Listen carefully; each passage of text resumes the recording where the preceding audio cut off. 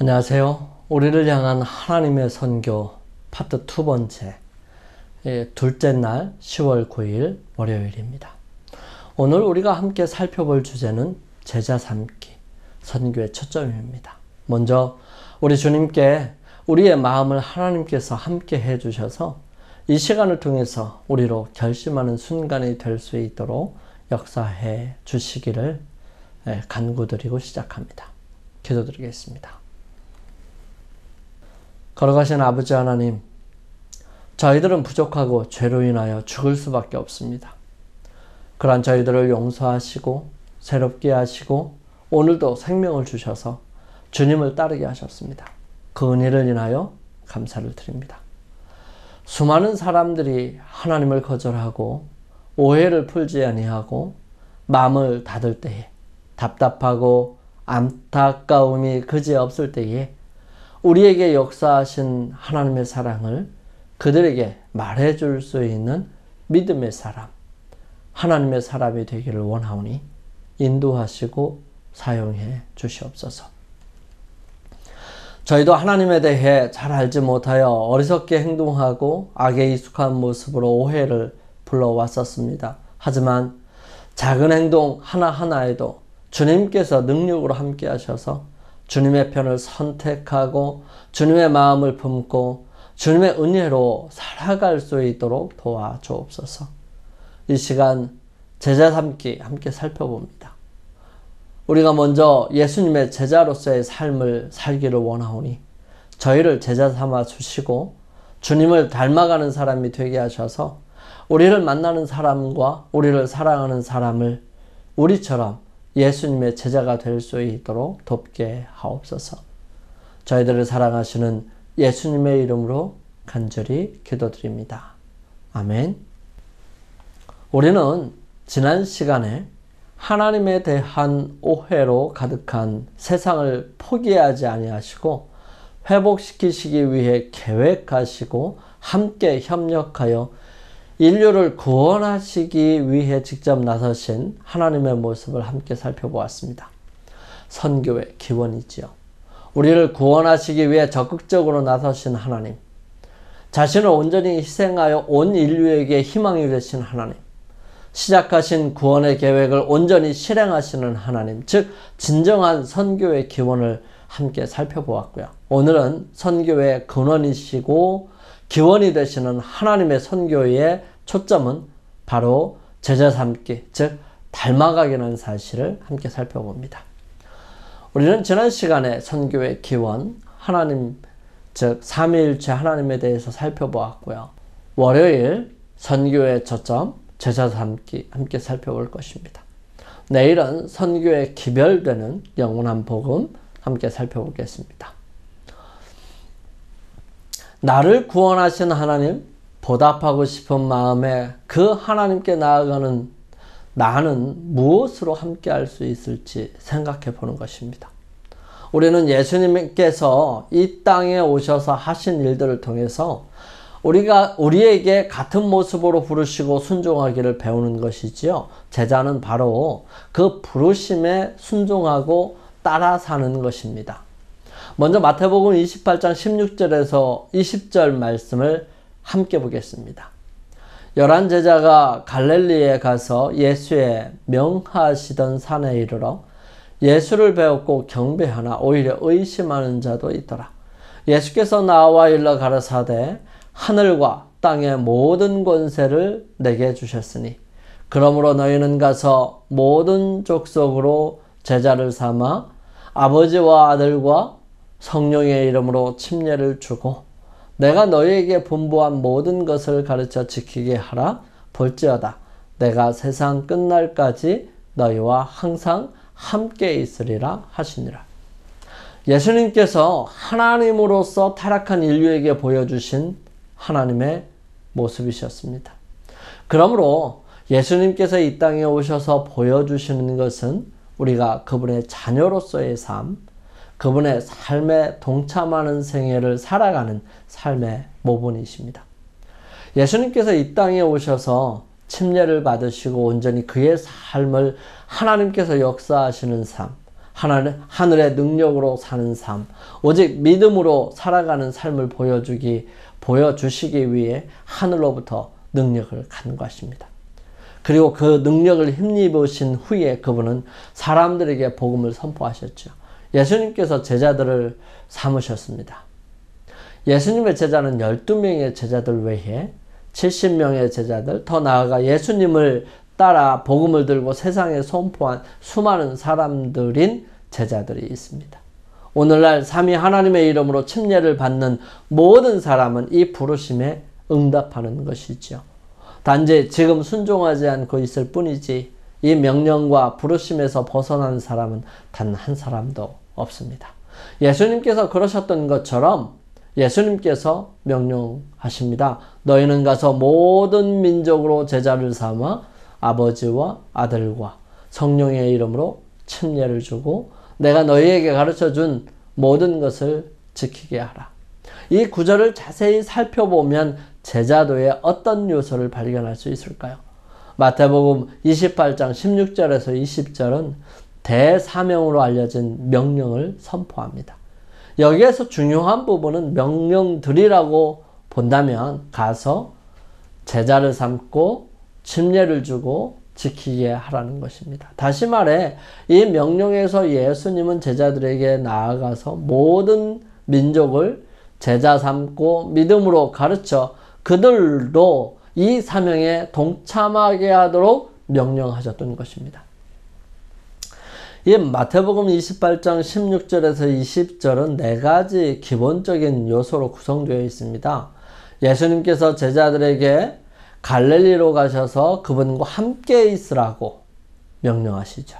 두 번째는 예수님께서 제자들에게 오셔서 자신의 권위와 주권을 선포하십니다. 세 번째는 예수님께서 그들에게 제자 삼기에 구체적인 임무를 명령하시죠. 네 번째로는 예수님께서 제자들과 끝까지 함께 하시겠다고 약속하신다는 사실입니다.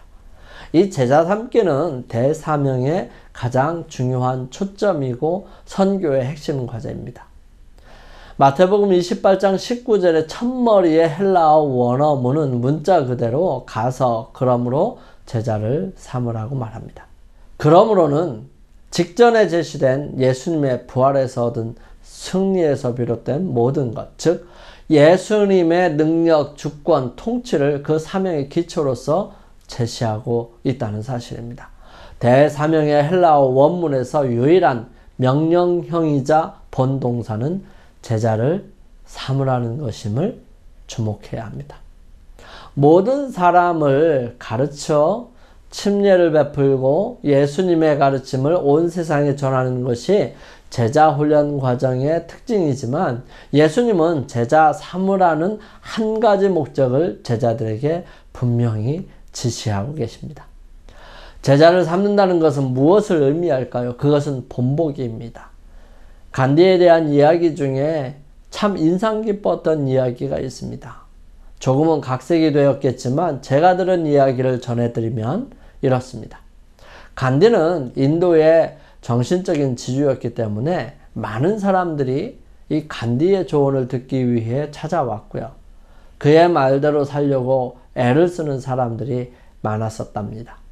그런데 사탕을 좋아하는 아이를 지도하는 어머니는 아무리 말을 해도 끊지 않지만 간디 선생님을 좋아하고 그 간디 선생님의 말이라면 잘 듣는 이 아이에게 이 간디 선생님의 조언을 듣기 위해 아이를 데리고 15일을 걸어서 찾아갑니다. 찾아온 모자를 만난 간디는 곰곰이 생각하다가 30일 후에 다시 오라고 말했다는 것이죠. 이 30일은 집으로 갔다가 다시 오는 시간이었습니다.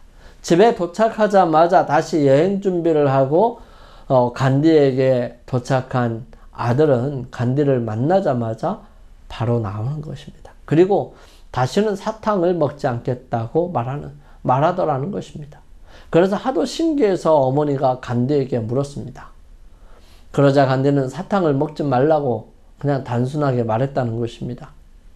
그렇게 간단한 말이었다면 한 달 전에 처음에 왔을 때 그렇게 말해주면 좋았을 것을 하며 아쉬움을 나타내자 간디는 자신도 사탕을 좋아하고 있었는데 이 아이에게 사탕을 먹지 말라고 조언하기 위해서는 자신이 먼저 사탕을 끊어야 했고 그 기간이 30일이 필요했다고 말했다는 것입니다. 간디가 정신적인 지주로서 인도 사람들을 비롯한 세상에서 추앙받는 이유가 바로 아는 것을 실천하고 모본으로 보여주는 것을 말했다는 데 있다는 것입니다. 제자는 그렇습니다. 그 스승을 닮아가고 그 스승의 말에 순종하는 삶을 살아가는 것이 그 제자라는 의미인 것입니다. 아무리 스승을 존경한다 할지라도 그 스승의 말을 듣지 않거나 순종하기를 거절한다면 의미가 없을 것입니다. 제자라고 보기는 어렵지요.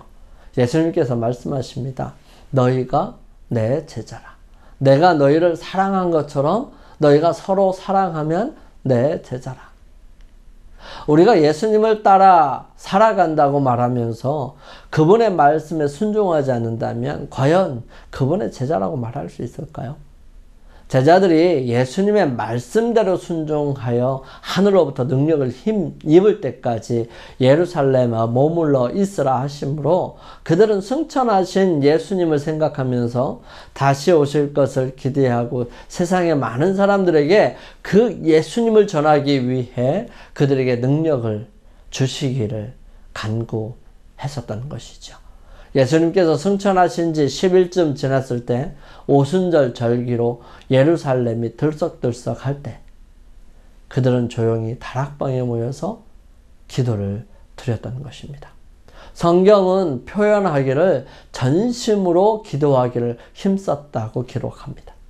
그리고 그들이 들은 예수님의 말씀에 순종하는 기록을 성경을 통하여 자주 보게 됩니다. 가진 물건들을 통용하게 되고요. 이방인들에 대한 문을 열게 되고 새로운 지역의 교회를 세우고 더 나아가 침례와 함께 성령의 능력을 경험한 그들은 자신의 모습을 바쳐 헌신하는 모습을 보게 되는 것입니다. 바나바의 모습, 아리마대 요셉과 니고데모의 모습, 일곱 지사와 사도 바울의 모습을 통해서 우리는 제자의 진정한 모습을 보게 되는 것입니다. 많은 사람들이 예수님의 제자가 되고 더 나아가 순종하면서 살았던 것은 바로 예수님의 명령이 있었기 때문이죠. 즉 마태복음 마지막 부분에 나오는 구절들은 단연코 성경 전체에서 가장 위대한 선교 구절이며 이것은 예수님께서 제자들과 함께 항상 함께 하시겠다는 약속으로 마무리됩니다. 대사명은 절대로 그때 그곳에 있던 초대 제자들만을 위한 것은 아니죠. 그들만으로는 모든 민족에게 가서 제자를 삼으라는 새로운 사명을 완수할 수 없었습니다. 그러므로 사명의 범위는 보편적이며 그리스도를 진정으로 따르는 사람이라면 누구나 제자 삼는 일에 참여해야 합니다. 예수 그리스도의 영원한 복음도 지리적, 사회적, 인종적 제한 없이 전 세계에 전해져야 하는 기별입니다. 하나님의 선교의 초점은 바로 이 제자 삼기에 있습니다. 그것은 그리스도를 따르는 모든 사람에게 주어진 사명이고요. 전 세계를 향해 영원한 복음을 전하는 것입니다. 제자로서의 삶은 어떤 삶이어야 할까요? 믿음의 눈으로 예수님을 항상 바라봄으로써 우리는 힘을 얻게 될 것입니다. 하나님께서는 줄이고 목마른 사람들에게, 그런 백성들에게 가장 귀중한 계시를 나타내실 것입니다. 그들은 그리스도가 개인의 구주이심을 알 것입니다. 하나님의 말씀을 먹고 살 때에 그들은 그 말씀이 영이요 생명임을 발견하게 될 것이죠. 이 말씀은 이 본성적이며 땅에 속한 성정을 멸하고 그리스도 예수 안에서 새 생명을 줍니다. 성령께서는 보혜사로 심령에 임하시지요. 변화시키는 하나님의 은혜의 작용으로 말미암아 하나님의 형상이 제자 안에서 재창조되고 제자는 새로운 피조물이 되는 것입니다. 사랑이 증오를 대신하게 되고요. 마음은 신령한 모습을 받게 됩니다. 이것이 바로 하나님의 입에서 나오는 모든 말씀으로 사는 것입니다. 그 말씀에 순종하며 사는 것이지요. 우리는 모든 곳에서 그리스도의 제자를 삼는 일을 계속해야 합니다. 그리스도의 제자는 어떤 사람일까요? 착하고 정직하고 온전히 헌신하고 사랑스러운 사람? 이러한 특성은 필수적이지만 그것만으로는 충분하지 않습니다. 우리는 성경에서 말하는 제자도의 모든 요소에 초점을 맞추고 궁극적 목적인 주 예수 그리스도의 재림을 위한 준비되고 다른 사람들을 준비시키는 그런 제자를 만들어야 하는 것입니다.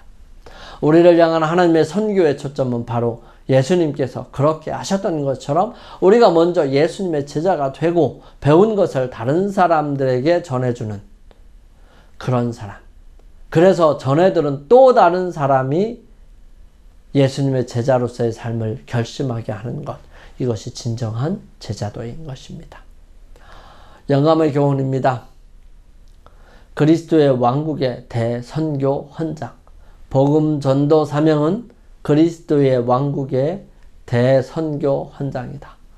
제자들은 영혼들을 위하여 열심히 일하고 만민에게 은혜의 초청을 전해야 한다. 그들은 사람들이 찾아오기를 기다리지 말고 기별을 가지고 사람들에게 나아가야 하였다. 사도행전 28페이지의 말씀입니다. 우리 함께 기도드리겠습니다. 저희들을 사랑하시는 아버지 하나님, 전 세계에 있는 많은 사람들의 필요를 보시고 우리에게 사명을 주셨음을 인하여 감사를 드립니다. 맡기신 엄중한 사명에 비해 저희들은 너무나 부족하고 또 연약한 존재입니다. 그러므로 겸손히 주님께 저희들의 마음을 드리고 간구합니다. 항상 사명을 기억하게 하여 주시고 내가 할 수 있는 곳에서 주님께 충성하게 하여 주시옵소서. 예수님의 이름으로 기도드립니다. 아멘. 오늘 하루를 승리의 삶을 살기 위해 우리 함께 개인적으로 주님께 나아가는 시간을 갖겠습니다. 저는 다음 시간 다시 찾아뵙겠습니다. 감사합니다.